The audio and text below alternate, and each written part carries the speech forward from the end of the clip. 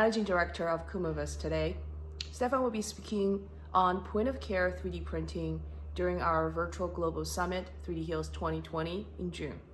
Hi, Stefan. Good to see you. Thanks for joining me for this interview. Sure. How are you doing? Actually pretty fine.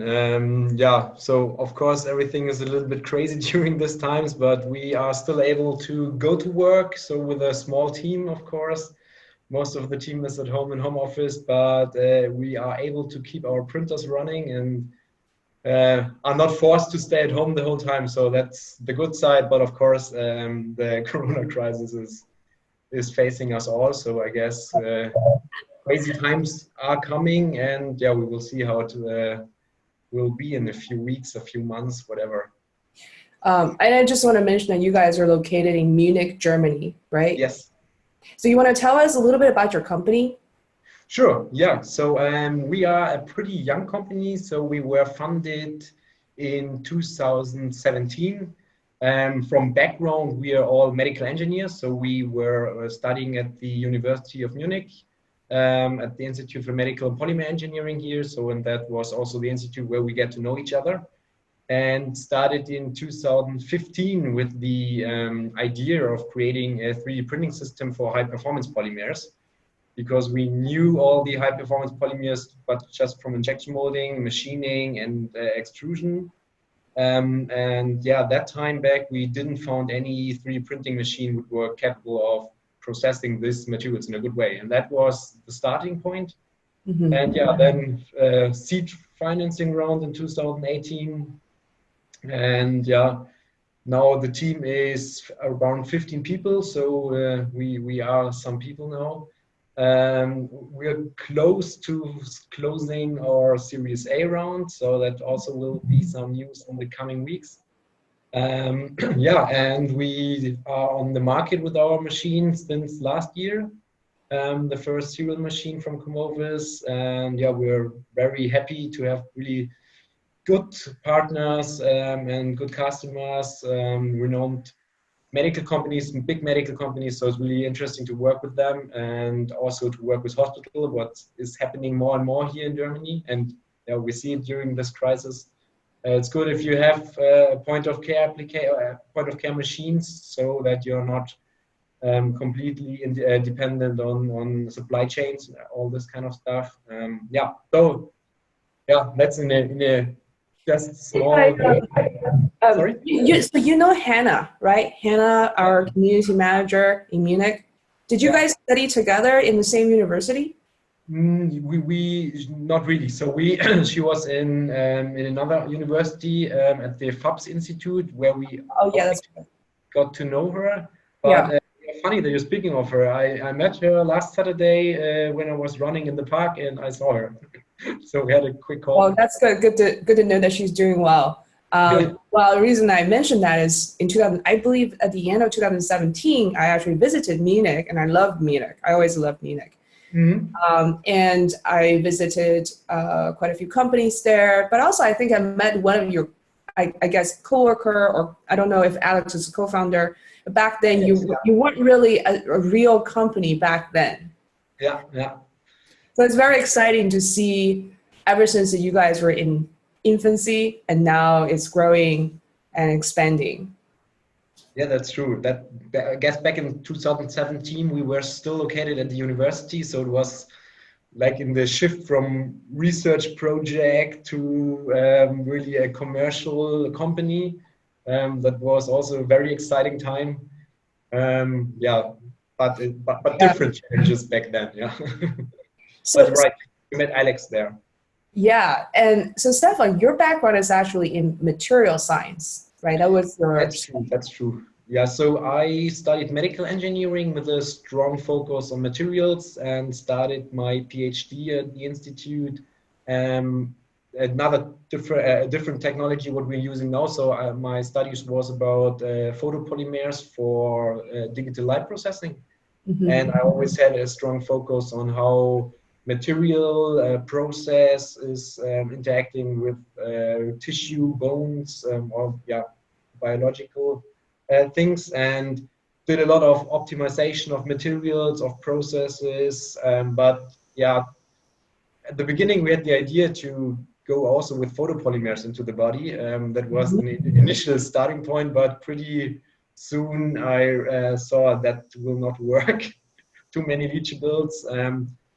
But we shifted then, or I shifted then to develop the process to do bioreactors. So individualized bioreactors, for example, one of the applications in my thesis is a bioreactor for the better handling and cultivation of cornea tissue. So if you have a transplant, yeah, so you can do cool stuff with this, this topic to mimic the body environment. Yeah, that was my background from a study point of view. I find it very fascinating because, you know, even though right now you're doing 3D printed implant solutions, but you were in a slightly adjacent field, which is biofabrication, you know, bioprinting probably also use some of the materials that you were working on. You know, I'm not a material scientist, and some of the audience also are not. And can you just explain what made you feel the PEEK material that you guys are using now is so much better? And what is the difference between a high performance polymer versus, I guess, low performance polymer? Yeah, there's a polymer pyramid. So there's the standard polymers, then the technical polymers, and the high performance polymers. The basic, or one basic thing is the temperature where you have to process them. So all these high performance polymers like PEEK have a very high melting point. So we're speaking around 370 to 400 degrees. And they have a high glass transition point. So for PEEK, it's around 157 degrees, depending on the grade. And so you need a pretty good temperature management system of your printer to process this material in a quality that it can be compared to injection molding or machine parts. So that's one of the basic things about the high performance polymers.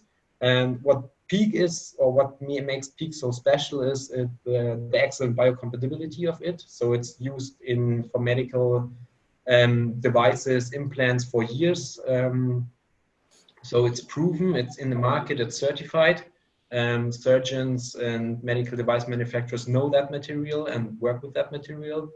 It has very good mechanical properties. You can sterilize it with different types of sterilization methods.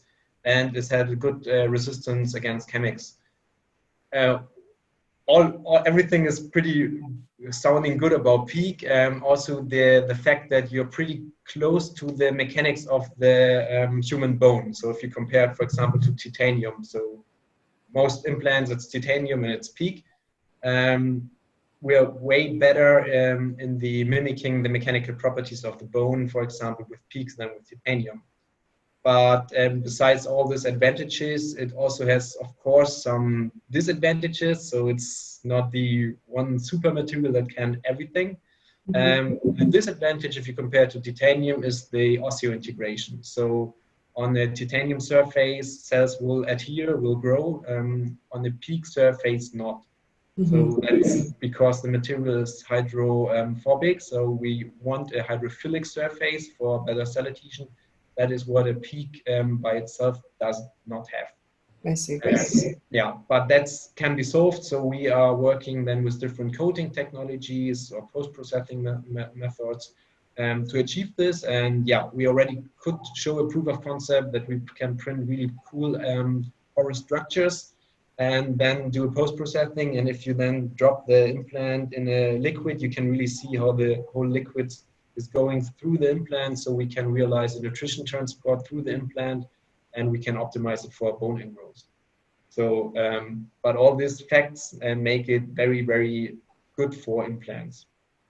And is this new coating technique is going through animal testing? Where are you guys now in terms of that? So it's not developed by us, it's a partner, and we are doing then the combination with 3D printing. And yes, it already has been in an animal study.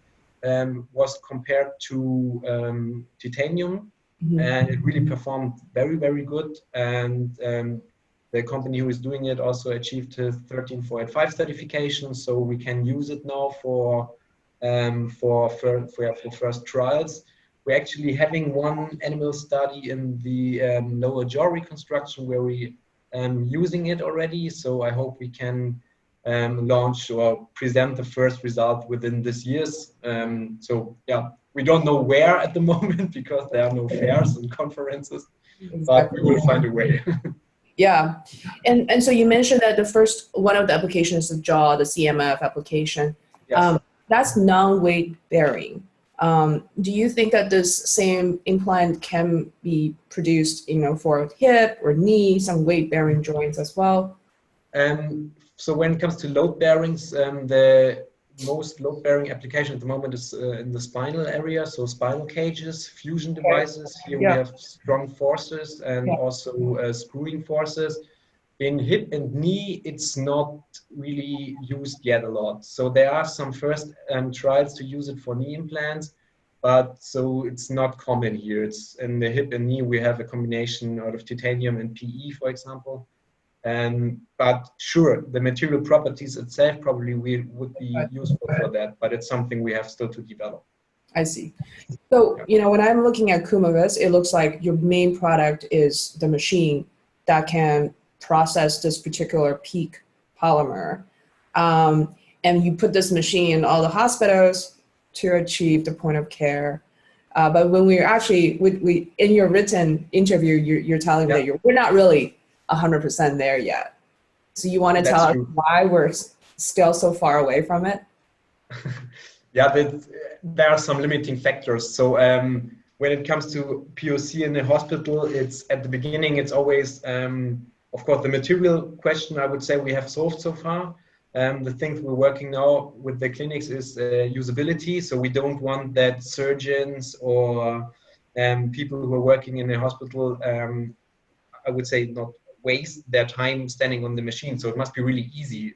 The surgeons should care for the people and treat the patients. So the usability is a big topic, but that will be solved. And another topic, of course, is regulatory. So at the end, who is in charge for the implant? So who is doing the certification? Do we need a quality system like a medical device company? All those questions have to be answered, and that's where we're working together with clinics in different approaches. So there are some approaches where also medical device manufacturers are involved. There are some approaches where the hospitals are alone. And I guess we will need 2 more years or something to have really that one blueprint where we can say, yeah, that is a blueprint which works. Yeah, and it probably also depends on the local healthcare system and the reimbursement. Definitely, yeah, it will depend from country to country. It will be different, I guess, yeah. Yeah, I mean, I just remember there was one case in New York, Lima Corporation. I don't know if you heard about them having a factory right next to a surgical hospital to provide point of care. I don't know if that's exactly the point of care that we have in mind. Yeah. That future. It's an approach where also the industry is involved. And we see interesting approaches where really the hospital itself sets up like a legal entity or something and creates their own lab. But of course, you also have to implement all different kinds of key holders, or you need designers, you need post-processing, all this kind of stuff. It's not just placing a machine somewhere and say, let's go. So we have to bring in the whole ecosystem and also the knowledge and people who can work there and know what they're doing. So it takes a lot of time, but it's also very interesting. And I guess in Germany it will, we will have the first result in the next years, and I'm sure that it, in the future will work out. Yeah, I'm really looking forward to it. And it's very unfortunate that you guys cannot make it to SF this year. But tell us, do you guys have any ambition of expanding to the US? Like, what's your plan? Definitely. So we actually have one machine placed at the University of Philadelphia. It's still a prototype machine, but it's our first machine in the US. And we already had one pretty for our application at the moment with some with a company in New York. Unfortunately, now we are not allowed to go there, or they are not allowed to come here. So it's a little bit difficult. But yeah, definitely US is a target market, and we definitely want to go to the US. We don't know if it's possible this year, next year. We have to see how this Corona thing here is ending up. Yeah. We are allowed again to go to the US, but definitely we will go in the US market. Yes. Yeah, it will be very interesting to see how company can expand internationally with all the lockdowns that we have all over the world. Yeah. I mean, perhaps people have to resort in this kind of virtual Zoom conference and conversations, which is very unfortunate because, you know, I enjoy in-person meeting for sure. Yeah, that's way better. Yeah. Well, we still have a virtual conference coming up June, 3D Heals 2020, and I'm very much looking forward to your presentation to talk about Kumovis and the high-performance polymer that you guys are working on. I heard a saying say software eats the world, but I really think chemists rule the world. That's true, yeah. So thank you very much for this interview today, Stefan. Yeah, thank you very much as well.